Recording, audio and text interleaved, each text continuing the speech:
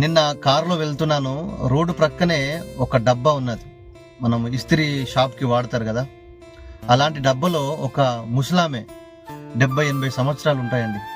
అందులో మంచం వేసుకొని ఆ మంచం మీద కూర్చొని ముందు పొయ్యి పెట్టుకొని, కట్టెల పొయ్యి పెట్టుకొని వంట చేసుకుంటుంది. ఆ సిచ్యువేషన్ చూసినప్పుడు నాకు చాలా బాధ అనిపించిందండి, చాలా దుఃఖం అనిపించింది. అంటే సోషల్ మీడియాలో మనం చాలా చూస్తున్నాం, ఎంతో మందిని కొడుతున్నారు, అనాథాశ్రయాల్లో వేస్తున్నారు, తిడుతున్నారు, చంపుతున్నారు. కానీ నేను కళ్ళారా ఆ లైవ్లో చూసినప్పుడు నేను తట్టుకోలేకపోయాను. చాలా ఇబ్బంది అనిపించింది. ఒకవేళ నా దగ్గరే డబ్బు ఉంటే అలాంటి వృద్ధులు ఎంతమంది ఉన్నా తీసుకొచ్చుకొని సాదాలి అనిపిస్తూ ఉంటుంది. కానీ మన పరిస్థితి అంతంత మాత్రాన గనుక ఏమి చేయలేని పరిస్థితుల్లో ఉన్నాం.